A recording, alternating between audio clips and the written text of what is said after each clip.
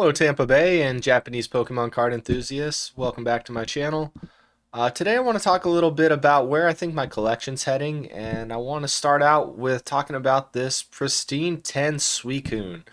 It is from the same set as the one that I already bought. It's a really neat looking card, and when I saw the price on it on eBay, I said, man, I think I want to buy that. Let me take a look. It's $20 for a graded 10 card, and like that costs less than it does to grade this card, which is ultimately why I decided not to buy it right now. The chances to pick up this card are gonna be there forever. It's a pretty common card. It comes to find out it's the base version of the special art Suicune that I bought to start off my collection, and it kind of highlighted something to me that's important about slabs. Just because they have an awesome grade doesn't mean that that's worth a lot of money. Um, Go figure. That being said, I've been batting around the idea of doing an experiment with grading for some time, and that's kind of where I think my collection is headed next, and I want to talk about that, and I made some purchases toward that end, so that's where we're going to head next. And unfortunately, I've probably spoiled it for those eagle-eyed viewers who could have seen up here that Mewtwo was the next card on my browser that I'm going to talk about. But Mewtwo it is. I love Mewtwo. After my buddy got me the 151 base version, I took a look at the 151 special art version, and oh man, I love it. I love this card. I love Mewtwo in an urban setting. I love him floating up above everything, looking down. I love the reflective nature of the glass in all the windows on the buildings, and combined with the reflective nature of the card when you twist it side to side, like just bright, shiny, but dark and brooding at the same time. Just a really neat card, and honestly, a fairly decent and low risk contender to run a grading experiment on. So I want to get together a batch of 5 to 10 cards, probably closer to 10, and really scrutinize them and really make sure that my eye says, hey, I think that these guys are probably PSA 10, but definitely 9s before I send them in.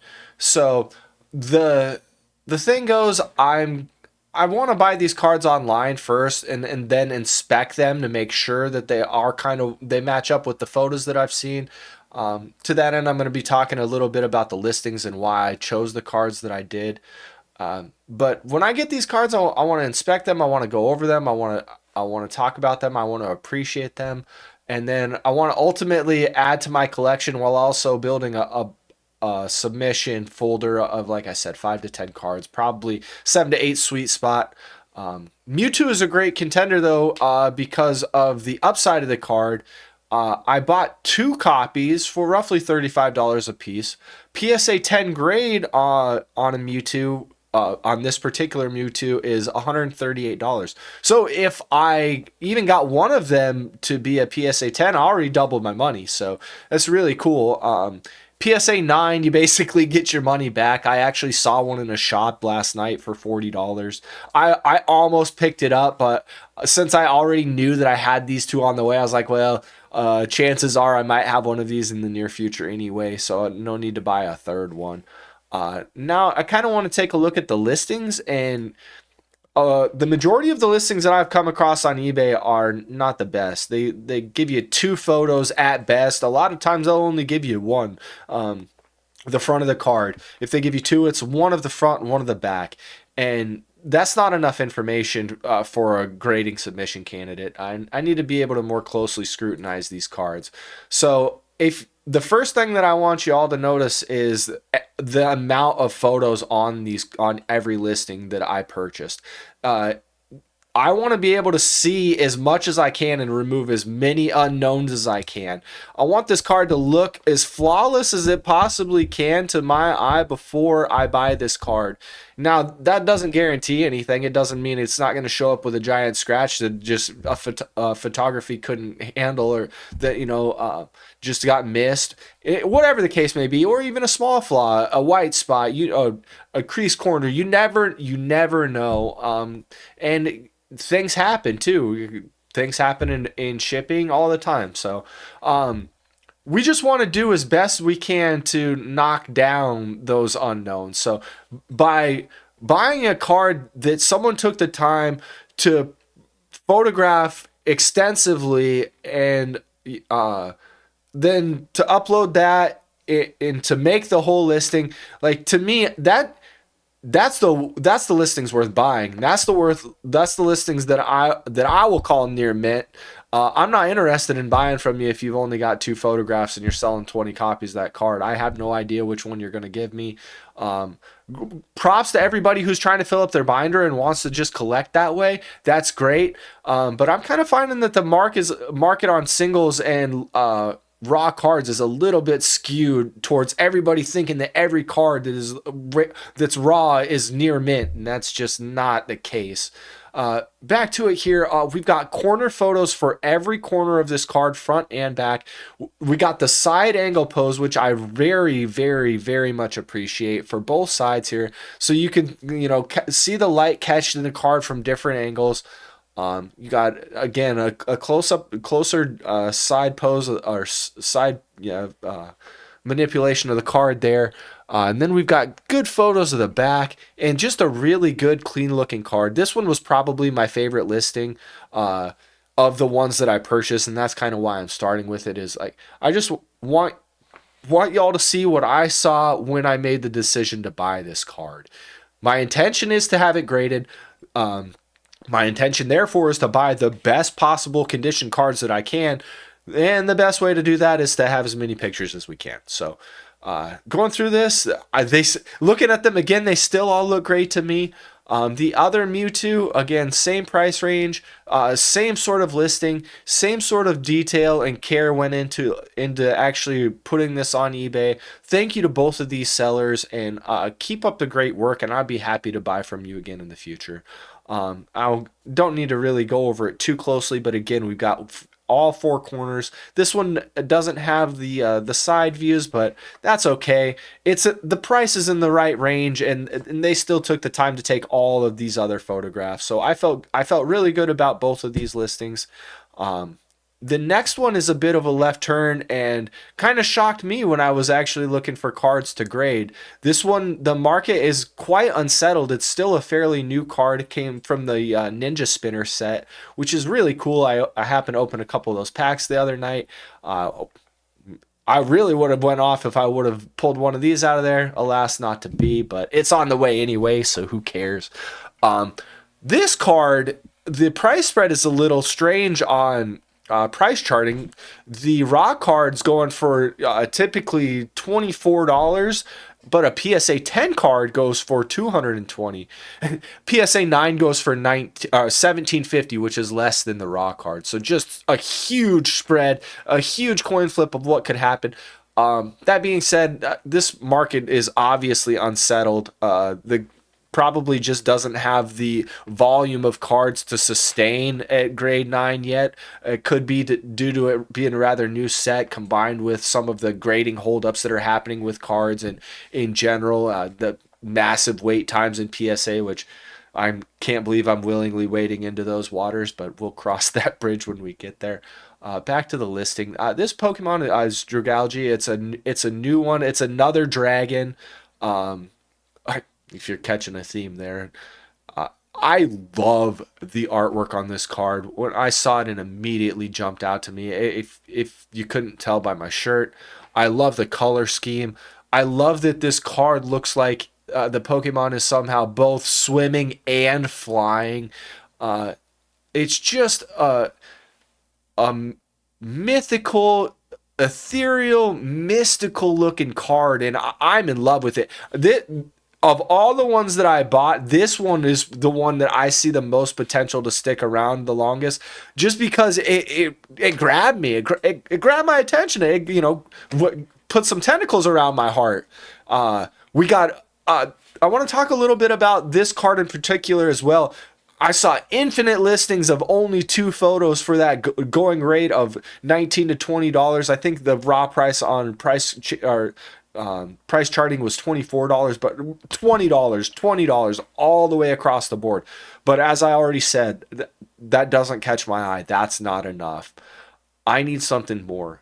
So this one actually took me quite a bit to find a listing where the card looked in great condition and had all of the photos to substantiate that.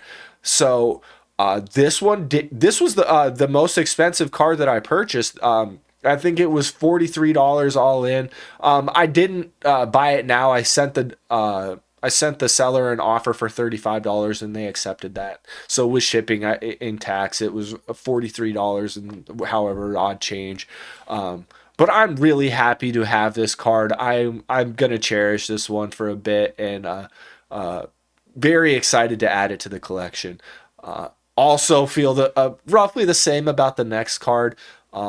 I wanted to purchase a vintage card, and this one I kind of got led to by the pack opening the other day of the Team Rocket. And this card actually, before I reveal it, I'll talk a little bit about it. This is a Pokemon that I didn't never really appreciate that much. It was the lowest tier of the 3 legendary birds.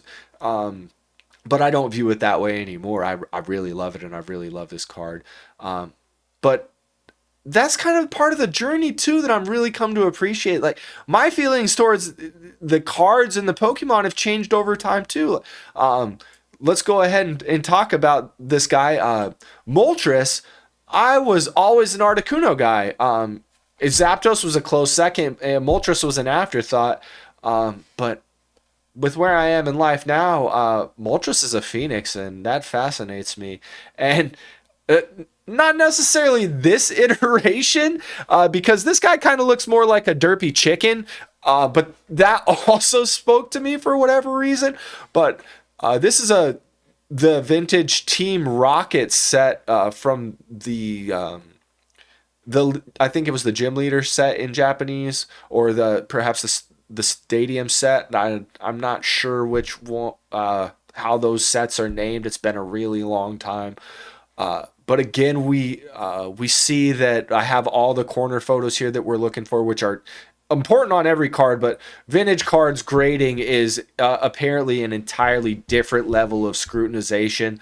And I guess the scratches in the holofoil and the white spots are so much more prevalent, and they really get dinged hard. So it took me some time to find a contender for a vintage card. It just ended up being Rocket's Moltres. It was one of a few that I was looking for. I still have a few more to go, and if I end up purchasing those, I'll definitely make another video about it. But for now, we'll talk about Rocket's Moltres. This card looks incredibly clean for a vintage card. I'm really happy to have this one, even if the grading doesn't turn out as fantastic as we would hope to see. If this is an 8 or a 9 card, I will probably keep it in my collection forever. I really enjoy this card. It means a lot to me in the sense that I recognize it, but it wasn't ever part of my original collection. Like, it was one that was always there, but I never had any appreciation for it, and I never actually had the card. So now it's like I found a new treasure from way back then, and just I get to grab it. Not to mention, I probably have a little bit more exhilaration tied to this one because it's the only one of the cards that I bought that I got from an auction. As you might have noticed, it says congrats on the big win here. This one, the card cost me $26. So the low 30s with tax and shipping factored in there. And to close out the video, we'll go ahead and take a look at the pie in the sky price charting on this guy. The ungraded version typically sells for $32, and the majority of the cards that I was finding in that range were those 2 photo variety. So for me to find one that was cheaper than that, and to win the auction, and to have all the photo evidence of it being a contender like we want, makes me really happy and hopeful, but also realistic that these grades are very difficult to obtain. So it's not necessarily the case that it will be this, but that PSA 10 grade of $980 makes this a no-brainer to run a grading experiment on, and this will obviously probably be the one that I've got my fingers crossed the most for, in the hopes that it comes back at 10. But I really just am enjoying learning the process, and I'm really stoked to be able to learn more about the grading and the condition and what they actually look for, and what my eye catches and what I think prior to the cards getting graded and what they'll come back as afterwards. So stay tuned. I'll go over all of the cards that I purchase, and then I'll go over it again when I submit them and again when I get them back. Thanks again, Tampa Bay, for watching, and to all you Japanese Pokemon enthusiasts out there. I love you guys so much. Keep watching my videos, and I'll keep making them. Thank you.